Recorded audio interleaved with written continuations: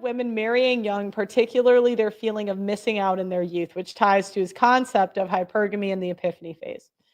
Women who marry young, early 20s, may feel they missed out on their party years or opportunities to explore their SMV at their peak. Their regret often surfaces in their late 20s to early 30s. And I would say now I'm seeing it more late 30s, early 40s. They'll get like some fake tits and Botox and go when they realize their SMV is declining and they crave the excitement or validation they didn't pursue. Stone sees this as a losing deal for women because early marriage, while securing stability, can make them feel trapped if they later compare their life to their peers who chased alpha experiences or career freedom. So, again, the women that marry their high school sweetheart, a lot of times he has not had the life experience to be a dominant guy, right? So he doesn't have the life experience to tell a woman to shut the fuck up, bitch, get off of these podcasts. That's a muscle, that's a skill men have to develop, right? So a lot of times young marriage for women when they marry a guy from their high school, it doesn't end well because he doesn't have the frame to maintain it. That's something men have to learn. Um, so to be honest, the most successful marriages I see are when women go for a guy in school that's a little bit older or in the city that's a little bit older. The high school, I mean, those fizzle. This stems from hypergamy, women's drive to seek higher value partners, which can make them resent a young marriage to a safe provider if he lacks the dominant or excitement they desire. For example, a woman who marries a beta at 22 might hit 30 and feel like she missed out on dating high status men, leading to behaviors like branch swinging or initiating conflict to test her husband's frame.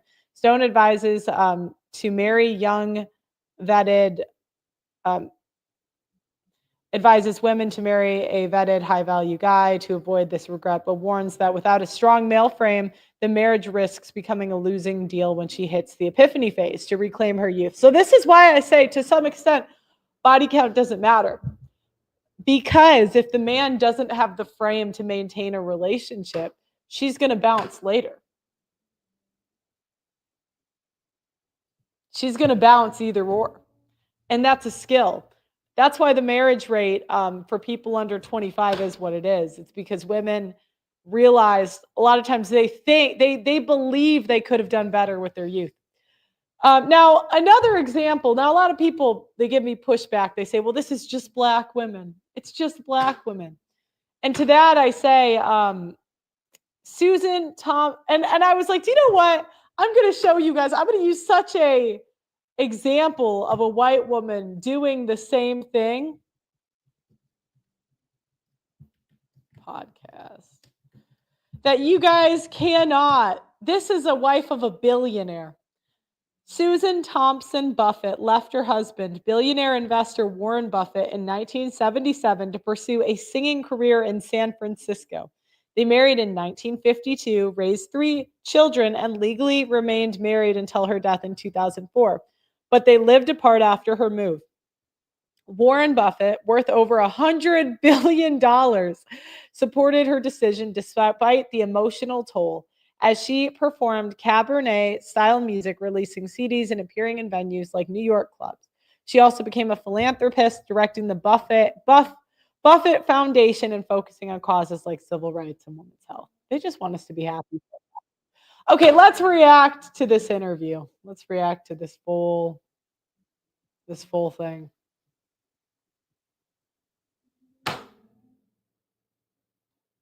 Frame is considered abuse by the family court's judge.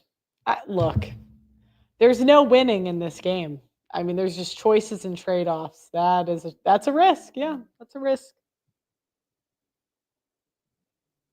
Okay. That well, and it's like, no, you knew yourself when you were young, and then life happens. And Sure. did you always knew you wanted a big family? No. So I didn't want kids. I didn't want to get married. I thought I was going to be career girl and that's it. And I had my eyes set on my goals, and I was never the little girl that like dreamt about the wedding dress and all of that. And then it happened so early in my life. So it's like it's one of those things like you don't know what you actually don't know what you want. Well, it's so interesting you say that because I want to talk a lot about that today because I relate to you in that way. Like, I really, really never thought I was going to get married. I'm like, there is actually no way that's ever going to happen. And then it happens, and you're like, maybe I So remember, women envy Alex Cooper. They do not envy Ayesha Curry.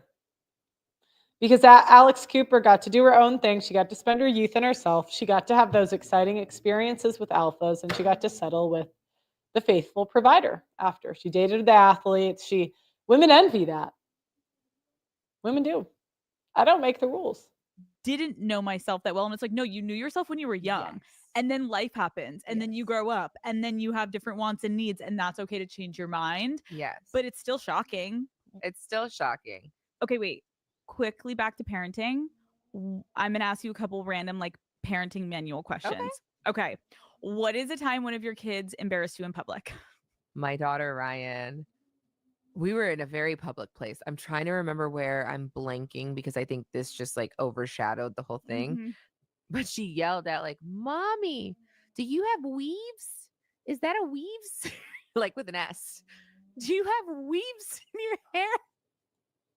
And I'm like, yes. And they'll cry. You're like, Ryan, thank you so much. Mommy loves you. Kids will humble you They every will humble fucking you day. fast. Okay, what's a bribe you used recently to get your kids to do something? Oh, I paid my daughter, my 13-year-old Riley, and my niece Ava. I paid them $20 to clean up the kitchen and the living room. Back in my day, I wouldn't have had that opportunity. I would have just had to do it. Okay, what is the weirdest thing you found in your kid's backpack or pocket?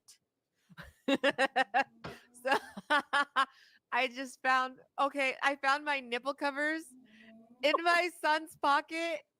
He must have found them in my purse or out the counter. And he's like, you can always tell, like when he's, and then he walked in and he goes, "Mommy, do you know what's under here?" And I No. had forgotten that fast that he had put them in his pocket. He's like, "Do you know what's under here?" And I'm like, "No." "Cannon, what are you doing?" And he goes, I said, "Take them off." And he's just like smiling ear to ear. He thinks it's hysterical. Oh my God. That is actually though. Yeah, women, we don't mature. I mean, this sounds like a 19-year-old woman like conversation. We don't mature. We don't. We are the same. Hysterical. Steph You're had like, to leave the room. he's like, this is not happening. You don't want to laugh too hard because then they'll just keep doing it. He was like, Steph is like, I am leaving. You're like mortified. It's so bad.